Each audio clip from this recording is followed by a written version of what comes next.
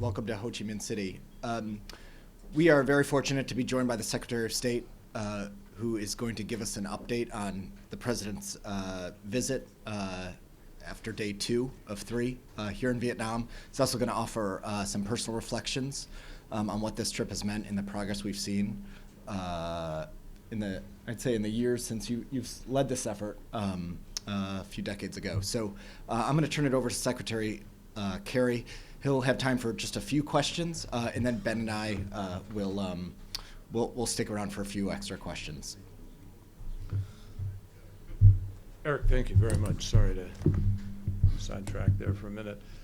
Good evening, everybody. It's really a pleasure for me to be here with all of you, but it's also a tremendous privilege to be here with President Obama on what is unquestionably an historic demarcation point. I have to tell you that for many years I have looked forward to a time when people would hear the word Vietnam or the name Vietnam and think more of a country than a conflict. And with President Obama's visit this week, with the crowds that we saw along the street today, the remarkably warm and generous welcome, the unbelievable excitement of people that we are here with a President of the United States at this moment is absolutely palpable, and I think it is a demarcation point. I think that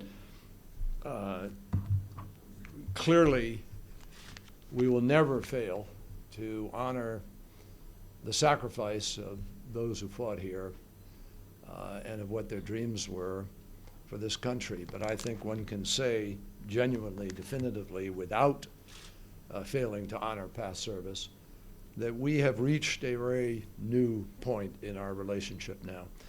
I will tell you that when I first came over here around 1990 or so, not that many Americans had traveled at that point in time, officially from the government of the United States, certainly.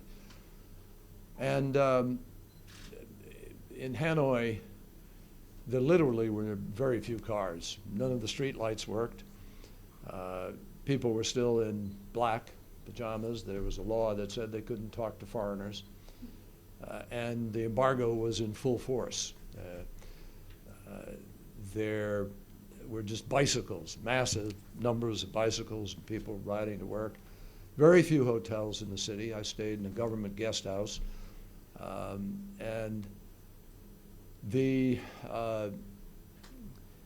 transition from that moment when America decided we were going to sort of start to become engaged until now is nothing less than stunning. This is a country that is practicing a raging form of capitalism.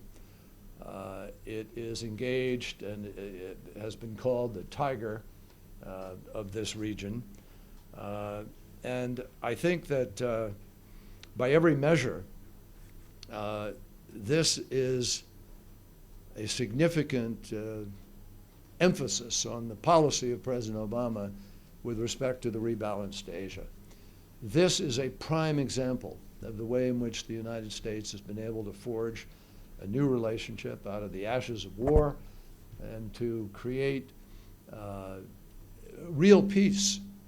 And when people ask, so what does it mean to have lifted the lethal weapons ban, what it means is it's normal. We don't have lethal embargoes or bans with countries that we treat normally. And after 20 years of recognition, it is time to honor that normality.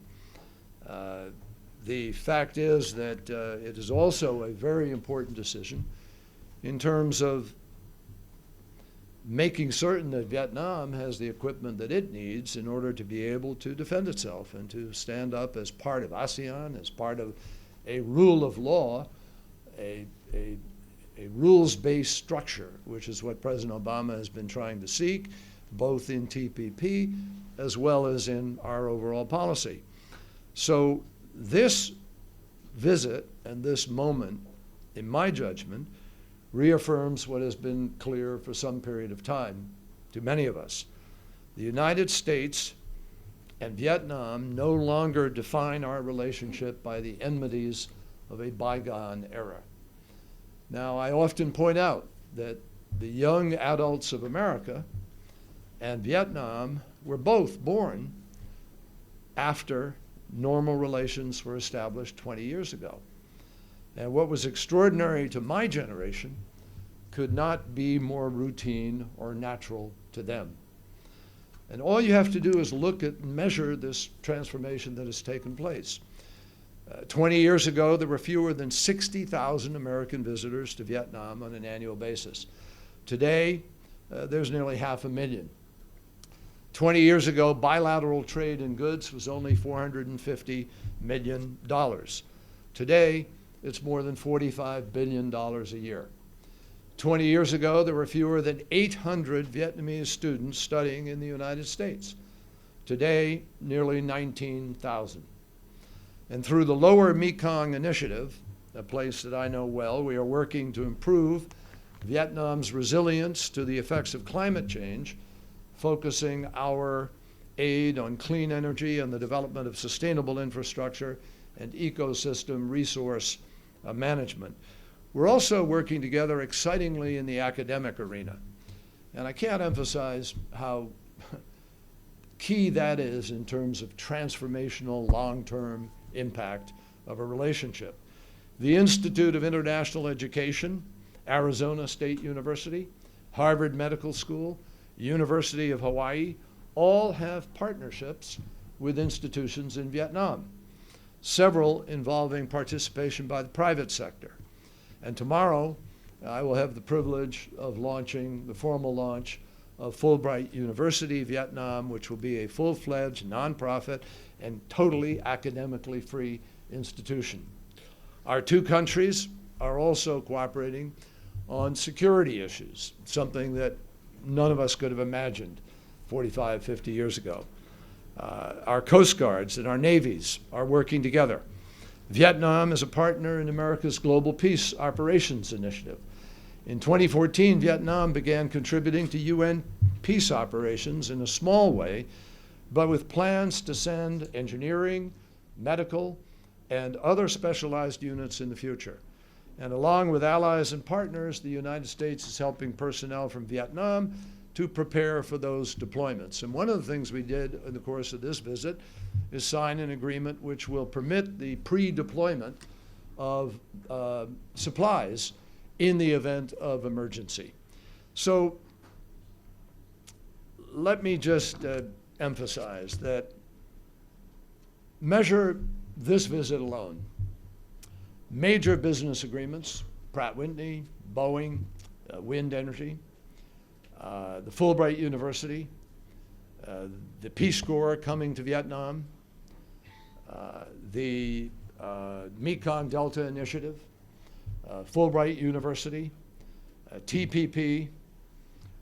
It seems to me that that alone, without all the other things I added, defines a rebalance impact and a relationship that has really nothing less than transformational.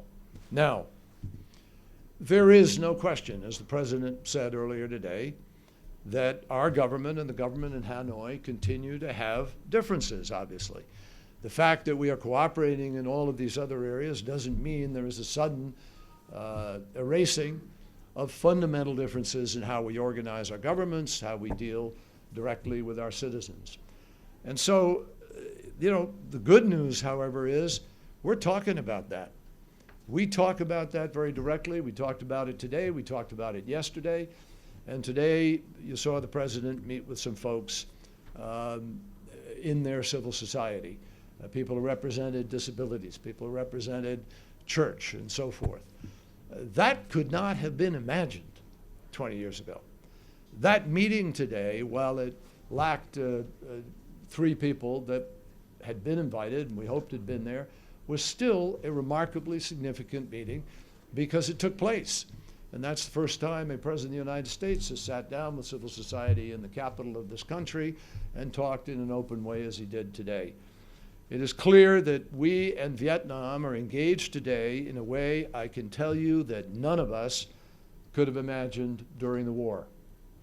And it is clear that Vietnam is reaching towards this globalized world of modernity. After all, millions of people in Vietnam already freely use. I think it's something like 38 million people and some 29 million or so under the age of 25 who use Facebook. So thousands of Vietnamese workers are already freely associating to defend their interests. And under TPP, those rights will be increased, as well as environmental protection. So the Vietnamese are the ones who are asking for the guarantees of a government to put into law the recognition of their freedoms. And there will be shortly an effort within the parliament to codify certain rights in ways that are reflected in the constitution of the country. So the more progress that occurs in those areas, the more likely it is, as President Obama explained very clearly, the more likely it is that our bilateral relationship, which has already come so far, is going to be able to reach even greater potential. And that's why we're here. That's why this is significant. And that's why I think this is worth the fight. So with that, I am happy to open it up. I don't know how you want to work it, Ben. How you doing? Thank you, Eric. Thank you, Mr. Secretary. The China Daily is warning the United States not to spark a fire in Asia, and I'm quoting now, the United States and Vietnam must not spark a regional tinderbox, noting the concerns of trying to curb the rise of China. What's your reaction to what the China Daily has written? And if I could follow, based on what you've observed in the time since 1990, is there any doubt in your mind that there will be an even greater openness here in Vietnam in the years to come? And how can you manage that as a country that still has so many fundamental differences between governments? I'm sorry. U.S. and Vietnam. Well, look, we're making progress. Last year, I mean, they released, let me just take the second part of your question first. They released a number of prisoners. They had about 160, I think. 60 or so were released. There have been increased freedoms of worship. The churches have been recognized. Handicapped efforts have been recognized. So there's some progress. Is it as much progress as we want? No, not at all.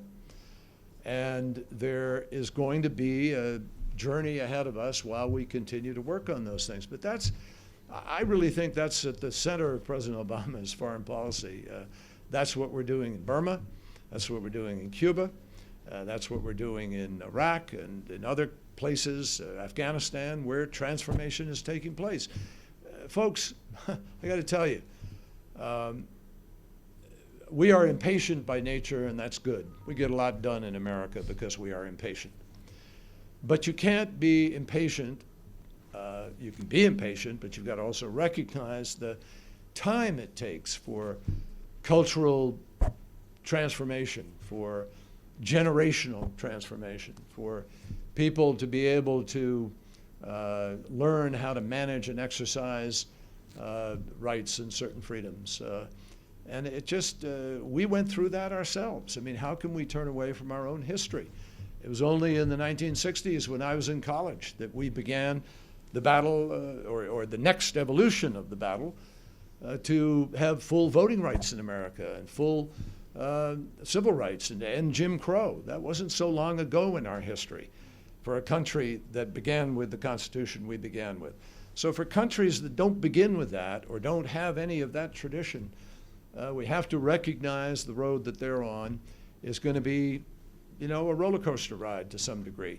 But as long as it's moving in the same direction, that's what is important. As long as the United States itself remains faithful to our values, and we are always pushing in the right direction, as the President did today, I think we can absolutely look forward with confidence to this transformation taking hold. I do not know how. I mean, I was sitting on the Commerce Committee of the Senate when we rewrote the rules for telecommunications, and we didn't even think about information management. This was 1996. Look at where we are 20 years later in our own revolution in terms of that technology and communication.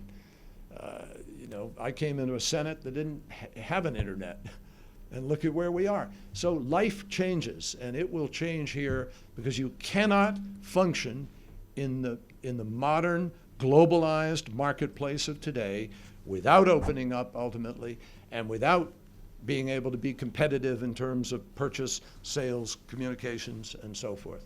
Now, in the first part of your question about China, I'd say several things. First of all, this is not about China. Nothing that we did here or are doing here is focused on China. It is focused on the fastest growing marketplace in the world.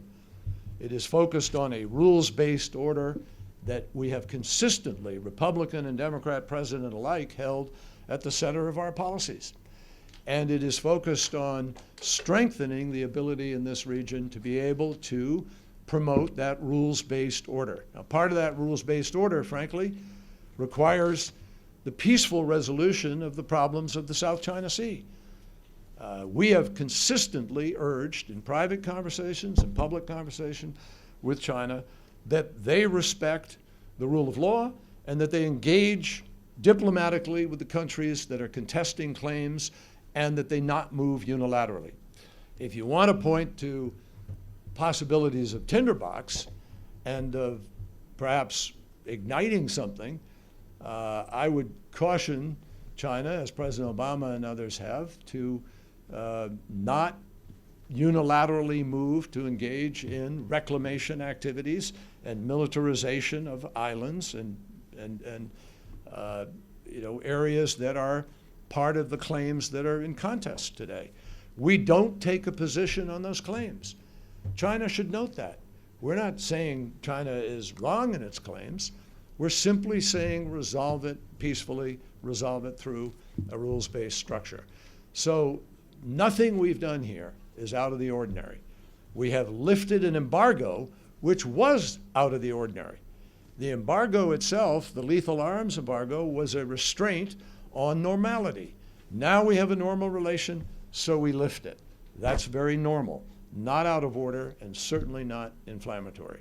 And I hope China will read this correctly, because our hope is for normal respect for maritime law and for the relationships that are so key in this region in terms of resolving the code of conduct and moving forward in a diplomatic way to resolve these differences. Ron? Secretary Kerry, while we have you, on another topic, the battle against ISIS and terrorism, to what extent now, when you look at the Egypt air crash, is the thinking that this was or was not an act of terrorism? And we're hearing a lot about the battle for Fallujah beginning. How do you see that playing out? How long is that going to take? Why now? Do you think this is really, well, there's been a lot said about how the administration has turned the tide in this effort. Well, I don't have any information, particularly on the road like this. I just have no way of authoritatively commenting at all on the Egypt air crash. I see catches of the news, and I'm reading what people are reading, but I don't think it's my job to surmise. I think that has too many consequences. So let's let the investigators investigate, let them do what they're doing, and we'll see where we are. With respect to ISIS, what Fallujah means is that we are continuing the process that President Obama has put in play to defeat ISIS, and we're going to defeat them. I've said that again and again, and I think I've been backed up week to week by the increased efforts that we are seeing be successful, with communities in Iraq being returned to their inhabitants, with ISIS being compressed in its area of activity, though it is still lethal. We know that. And we see them lashing out to some degree because they're not able to take territory. They're not able to mount lasting holding actions. They can attack and move, and that's still dangerous. And we see them with suicide attacks, obviously, and unfortunately that will continue as we continue to press the battle against them.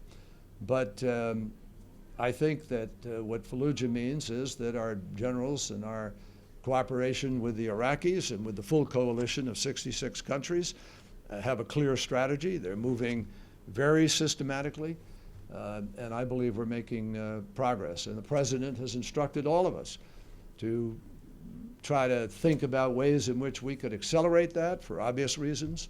The faster we can eliminate Daesh as a threat force, the better off the world would be, because it has impacts on economies, has impacts on travel, has impact on threat and safety, and so that's the President's instructions to us, and that's what we're trying to do. Gardner? Mr. Secretary, you said that this is not about China, but it's hard not to see many of the President's comments. Big nations should not bully smaller ones.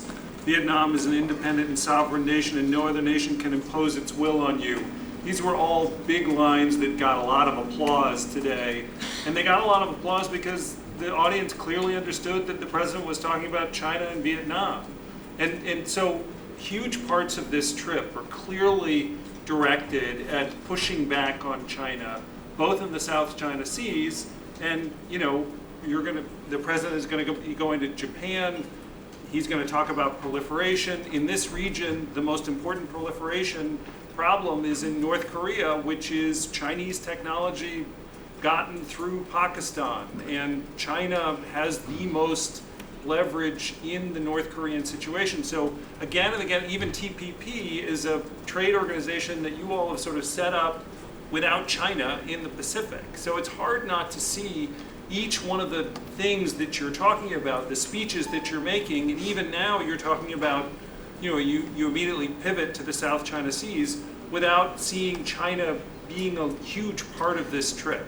Well, I think I think what's happening is you're confusing, if you don't mind my saying so respectfully, the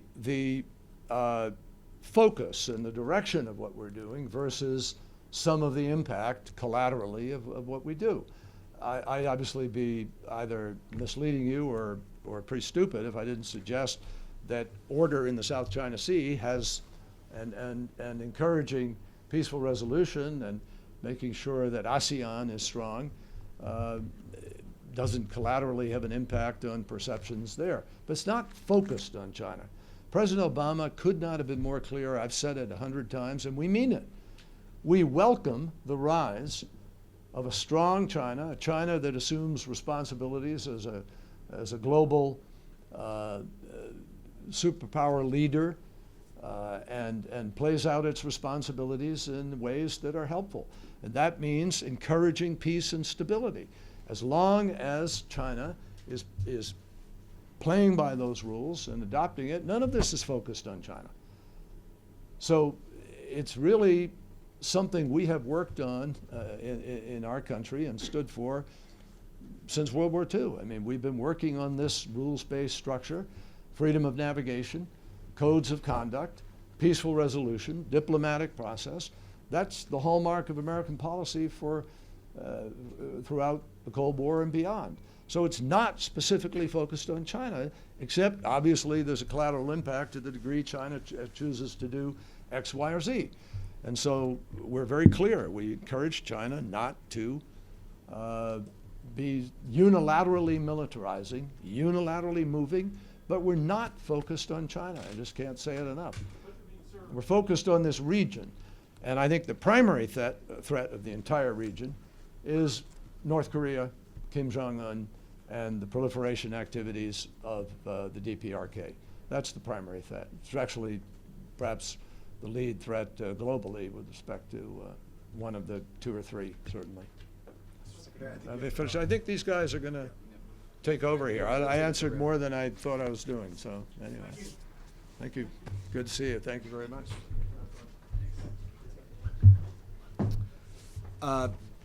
Ben and I are your second act, and happy to take any remaining questions. Nancy? Eric, did the administration push back at all on these three activists who were denied access to the meeting this morning? Do you want to take it? With the Vietnamese government, register of protest or anything? Yeah, absolutely. We've made clear that when the president travels around the world, he meets with government and he meets with civil society. And we've done that here in Vietnam, we've done it in Cuba, we did it in Myanmar, we did it in Ethiopia. we set up a similar meeting here. This morning, or overnight really, we learned that there were a number of individuals who were being prevented from or dissuaded from attending the meeting with the president. We protested to the government. Ultimately, we were able to meet with the group of people that the president had this morning, which included advocates around issues like freedom of assembly, freedom of speech, disability rights, freedom of worship. But there were a number of individuals who were not able to attend. No, I think the Secretary identified the number of people. What I'd say, though, is, number one, as Secretary Kerry pointed out, the fact of an American president or any head of state or government meeting with independent civil society in Hanoi is unprecedented. And so clearly this was something that was a source of significant discomfort for the government. And that alone, I think, demonstrates that we're able, through this relationship, to hear from different voices and to lift up these different issues. And I think certainly the president benefited from his conversation today and made the point that we're going to continue to remain engaged with civil society. To the second point I'd make, going forward, even as we are elevating this relationship in a host of ways, our security cooperation, our commercial ties, our people-to-people ties, clearly human rights is going to continue to be on the agenda. And that's part of what we wanted to demonstrate today, that we're not beyond all of our differences. We're going to continue to raise them. And then the final point I'd make on this is we believe very strongly that we are going to be better positioned to advance human rights through a policy of engagement. That if we were to withhold the relationship with the United States and try to use the fact of cooperation in different areas to pressure the government to do certain things, we would be less able to, over time, encourage positive reform than if we're here and we're engaged. And if you look at the transformation that's taking place here that Secretary Kerry talked about, that includes things that are very empowering, like the ability for people to have access to Facebook, like the enormous interconnectivity that you have between young people here and young people across the region and around the world. The opening that takes place is creating a space for discussion and debate and dialogue that is new. And as the Secretary said, we've seen some progress in recent years, but certainly not sufficient progress, and we're going to continue to press the government on all those issues. Can I just add one thing for Nancy, which is the president, I think it's noteworthy, chose to raise this in front of all of you, meaning he thinks it's significant enough to make sure that all of you knew about this, and I think that's indicative of the fact that he's going to continue to press on this and make it a priority moving forward. Michelle? During his speech to the Vietnamese people, he seemed to be approaching this extremely delicately, given that this had just happened, and given that just yesterday the BBC was told by the government to stop reporting. I mean, it's kind of happening boldly while he's here. But he approached the whole thing by first talking about the problems that were in the U.S. I mean, that's how he opened the discussion. And then he didn't get very specific or critical in any way. He just said, he kind of extolled the virtues of certain freedoms in a general sense. It seemed like he was much harder on this subject and more specific in places like Kenya, for example. Was there a reason he had to approach this so delicately? Well, first of all, I think there's been a consistent way in which the president raises these issues anywhere. Cuba, Vietnam, Kenya. He discusses what we stand for, what we believe, and the universal values that he thinks that all people should be able to have access to, including freedom of speech, freedom of assembly. So I don't think he was speaking delicately in any way. In fact, that speech was broadcast here at Vietnam, and those are not things that people in Vietnam hear frequently. They do not hear leaders of the stature of President Obama discussing those values openly in Hanoi with that kind of platform. Secondly, look, we have a very complicated history in Vietnam, and I think it's important that the president make clear here that we recognize that history, and we're not coming here to impose a system of government on Vietnam, but rather we're coming here to engage the Vietnamese people. And part of that engagement is going to be advocacy around these issues. And people know what we stand for. They know that we raise individual human rights cases. They know that we advocate for the types of reforms that we'd like to see here. For instance, if you look at TPP, a main sticking point here in Vietnam was the fact that in order to come into TPP, they had to allow for independent labor unions, they had to allow for fair wages, they had to allow for limitations on workers' hours. Those are human rights advances that were embedded within TPP. That's how engagement allows us to advance the types of reforms that we'd like to see. And look, the last thing I'd say about this, Michelle, is Vietnam is not going to change its political system overnight, and it's not going to change its political system because we tell them to. What's going to ultimately bring greater change and reform to Vietnam is the Vietnamese people. We've already seen that progress take place in the last 2 decades during normalization. In some ways, we've seen it accelerate in recent years as people are more connected and expect more of their government. We've seen laws passed that begin to address issues of human rights, including the ability of people to protest their detention, and ultimately we'd like to see laws passed that address issues like freedom of speech and assembly. But it's going to take time for Vietnam to evolve. But the final thing I'd say about this is I think the Vietnamese people know what the president stands for. And if you look at the reception that he got in Hanoi and the reception that he got coming in to Ho Chi Minh City, I've traveled all over the world with President Obama, and other than Myanmar, I can't think of another country that received him like that.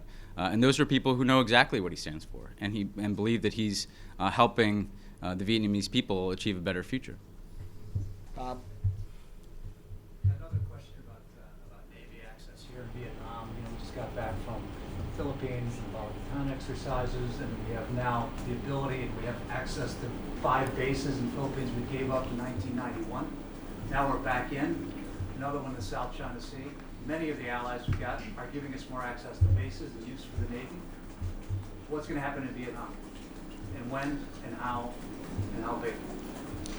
Well, look, I obviously don't want to compare the relationship that we have with the Philippines, a treaty ally to Vietnam.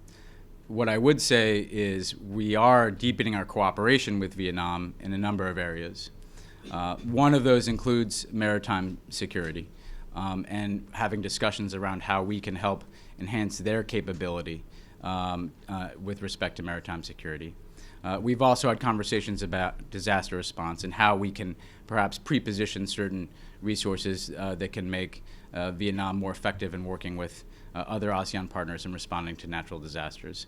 I think going forward, as we consider the relationship between the United States Navy and Vietnam, that's going to be an evolving conversation. And when it comes to discussions related to what types of cooperation we might pursue, what types of port calls there may be, I think that's going to be an unfolding process in the coming months and years.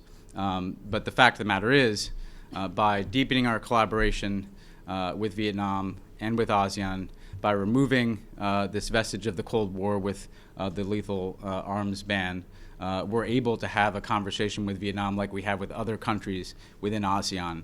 And we expect them to be an important partner of the United States, just like we've been deepening cooperation with other ASEAN countries. I think we have time for 1 or 2 more. Margaret? And can you tell us if you got any specific commitments on this trip from the Vietnamese government on human rights, and whether that leverage specifically when it comes to weapons is gone? Or is this like a case-by-case basis? Every time they ask for another piece of policing equipment, we have a conversation with them about freedom of assembly. Like, how does that work? And can you also give us your read on level of instability in North Korea, given that the Secretary just said it's the lead global threat? Well, on North Korea, I think he's referring to the fact of their nuclear program, and that they're certainly the leading threat as it relates to nuclear proliferation. With respect to commitments, yes, the government did indicate to us that it was committed to pursuing additional reforms in this space. In some cases, that involves the implementation of laws that have been passed that allow for more rights. In some cases, they were referencing individuals who we have raised with them. And in some cases, they were referring to upcoming legislative efforts that they might pursue. It's a broad discussion around the trajectory of progress here in Vietnam that focuses both on, again, individual human rights cases of concern, like Father Lee, who was released the other day, but also legal reform that codifies certain rights, like the ability of people to protest their detention, seek greater transparency from the government, seek the right to assemble, seek the ability to have a civil society that is independent of the government. So this will be an ongoing conversation. The government indicates to us that they are moving in a direction on a number of these issues. We will wait and see whether or not they follow through on those commitments.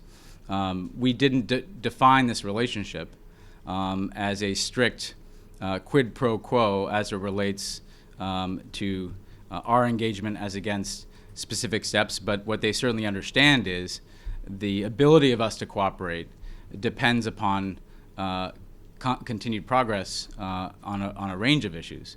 And so just as TPP requires them to fulfill their labor commitments, because if they're not allowing for the registration of independent labor unions, and if they're not allowing for the types of workers' rights that are codified in TPP, they won't get the benefits of TPP.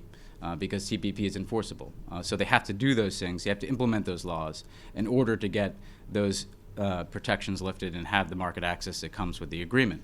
That's an indication of how a broadening relationship maintains the ability for us to raise human rights concerns. On the lethal weapons ban, we have now lifted the prohibition on the sale of weapons, but as with any other country, we do review each weapons sale on a case-by-case basis. So it will continue to be the case that as we are considering certain arms sales to Vietnam, we will look at a variety of factors. And it's certainly going to be the case that our administration, Congress, future administrations, I'm sure, will look at the trajectory of the human rights picture in Vietnam as they make those decisions. So that continues to be the case going forward. Again, we believe that, broadly speaking, what we've done through normalization in Vietnam is empowering the Vietnamese people and is ultimately leading to a future where they're going to have greater rights and opportunities, and that we can push that process forward much more effectively by deepening the relationship than by pulling back. Anyone other than Father Lee? Again, we've had, they've released a number of prisoners over the last year. We would like to see an additional number of political prisoners released. I'm not going to, again, make predictions about specific cases, but it's fair to say here, as in other countries in this part of the world, we are regularly raising, through our human rights dialogue and other channels, including on this visit, cases that are of concern to us. Carol. Can you shed some more light on the pushback that you guys did last night, such as who was involved and what the Vietnamese government's response was? And separately, the president said a number of times that the U.S. is demonstrating its commitment to fully normalizing relations. Can you explain what is left to do to fully normalize relations? Is it just a matter of implementing decisions that have already been made, or are there additional policy decisions that need to be made? Well, again, as we became aware of individuals who were facing obstacles in attending the meeting, we raised those concerns at a variety of levels. Secretary Kerry was certainly involved in those efforts, as were people in the White House. This is something that we've done in many countries. We faced obstacles and concerns around participants in those types of meetings in other countries, and we raised them through the White House and through the State Department. Ultimately,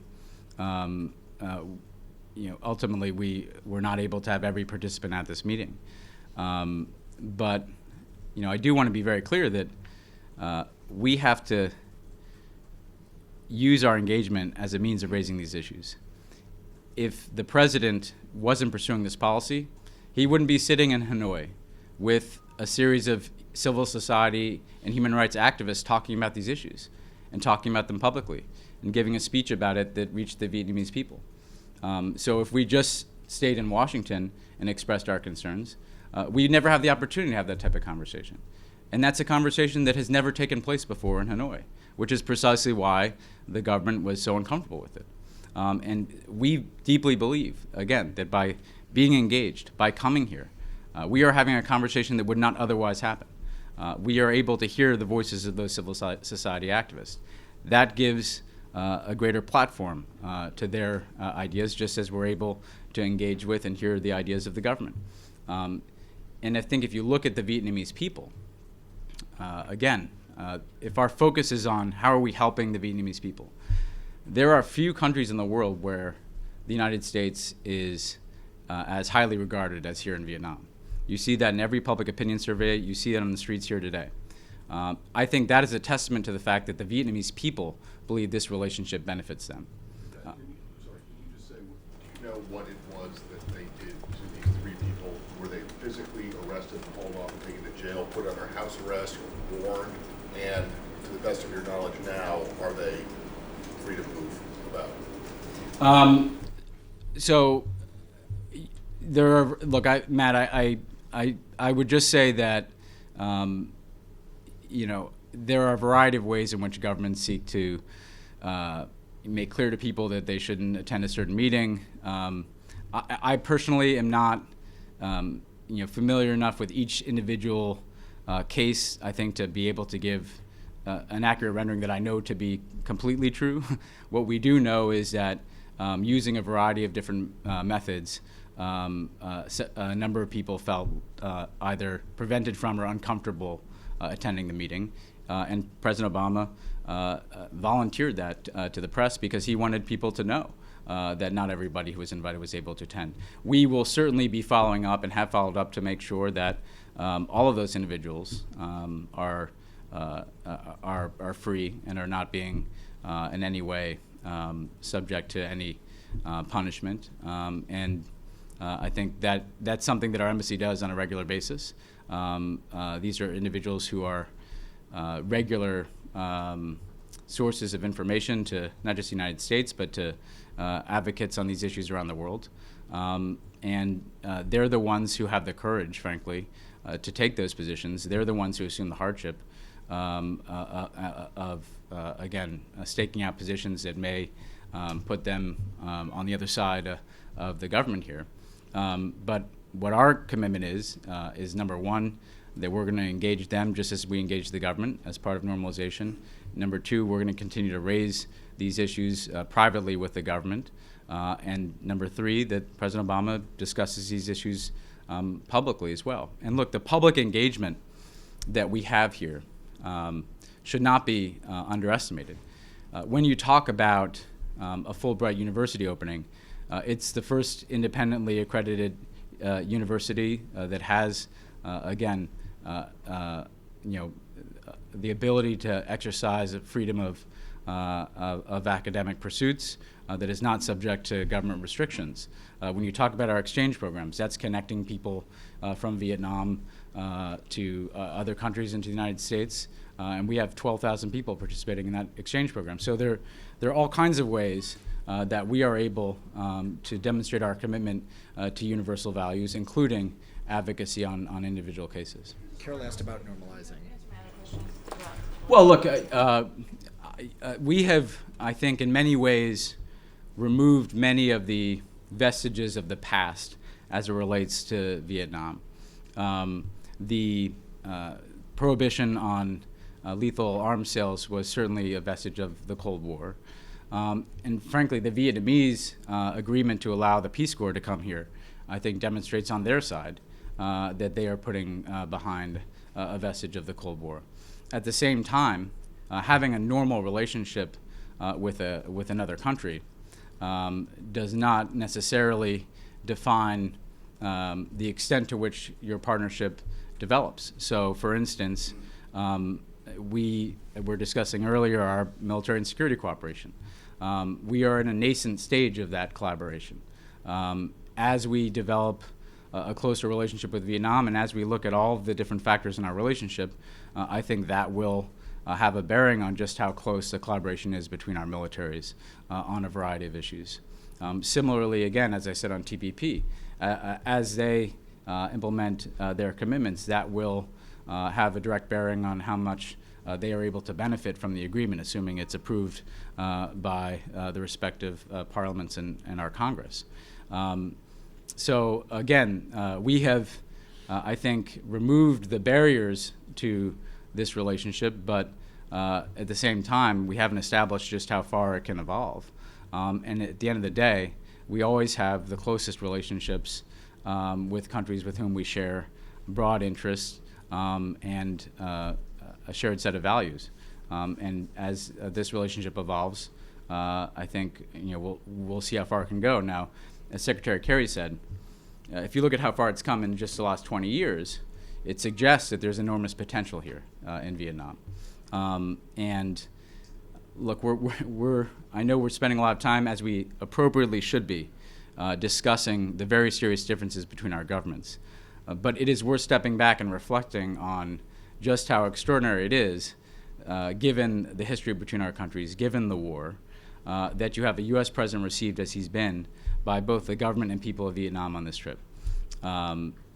This is different from many other countries around the world when you look at the history. And the fact that we are able to be where we are today with Vietnam in terms of our commercial ties, our security ties, our people-to-people ties, I think it's a testament to the fact that countries get more out of pursuing peaceful cooperation than they do out of conflict. Let's take one more. Kevin? Thanks. I appreciate that, Eric. Ben, I probably speak for a lot of people in the room who are looking for you to sort of unpack some of the comments that you made in that Times Magazine article, in particular when you said the average reporter we talked to is 27 years old, and their only experience consists of being on the political campaigns. It's a sea change. They literally know nothing, and I'm sure that struck a lot of people as a curious statement by you. And if I could follow, you've been accused of misleading the timeline as far as the negotiations were concerned on the Iran nuclear deal. It was also suggested that you were promoting a narrative that the administration was dealing with moderates when in fact it was all along dealing with hardliners. If you could clarify that, I'd appreciate it. Well, I know you've discussed this at least in part, but I don't think I've had a chance to engage you personally or have you comment on these things on camera. Well, look, on the second question, many of you saw the Medium post I wrote after the article came out. I mean, you all covered the Iran deal for many years. At no point did I say in that article that there was any false narrative as it relates to the Iranian hardliners and moderates. I think if we review the facts, they're very clear. We had wanted to pursue an Iranian nuclear deal for a very long time. President Obama campaigned on that platform. I went to work for him in the summer of 2007 when he was having a debate in the Democratic primary about whether to pursue diplomacy with Iran. So that was no secret. The fact of the matter is we pursued several efforts to make progress on nuclear negotiations in the first term, some of them quite public, and they did not go anywhere. It is also true that we were able to establish that we could have a discrete channel of communication with the Iranians through Oman during the president's first term. However, those discussions did not go anywhere. They were not substantive. They did not in any way foresee the deal that was ultimately reached. All it was our ability to establish that we could have a discussion with the Iranians, which we were already having in other forums like the P5+1. So this was dead in the water in our first term. And that's precisely why we spent so much time imposing sanctions on Iran, because we did not see a change in the position of the Iranian government. It is also undeniably true that that changed after the election of Hassan Rouhani. And what happened after President Rouhani was elected is that President Obama wrote him a letter and indicated that we wanted to pursue a dialogue on nuclear issues. Very quickly, that led to the negotiations that began in secret between the United States and Iran in the summer leading to the fall of 2013, and then very quickly moved into the P5+1 negotiations that were launched at the UN General Assembly in New York in 2013. So there may be a debate that is, I think, a very important debate about the degree of moderation of different elements of the Iranian leadership. The difference between a Qasem Soleimani or President Rouhani, for instance, and their respective views of Iranian foreign policy. Some people may not want to apply the term moderate to anybody in Iran, given their continued violation of international norms and support for terrorism. But the fact of the matter is, again, President Rouhani, Foreign Minister Zarif, approached the nuclear issue in a different way, in a way that was more moderate than the previous regime under President Ahmadinejad. And we were able to get a nuclear deal because there was a different regime and different administration in Tehran.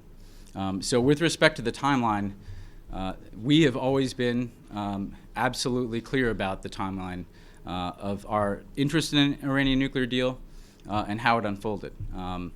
And frankly, the areas of that timeline that remained secret for some time have long ago since been publicly discussed, including our talks in Oman. So, I do think that it's very important. I know, while there's debate on the Iranian issue as it relates to the article, that it's clear that what we've said at podiums like this for years is what I would say to any of you, which is that there was a sea change after the election of President Rouhani.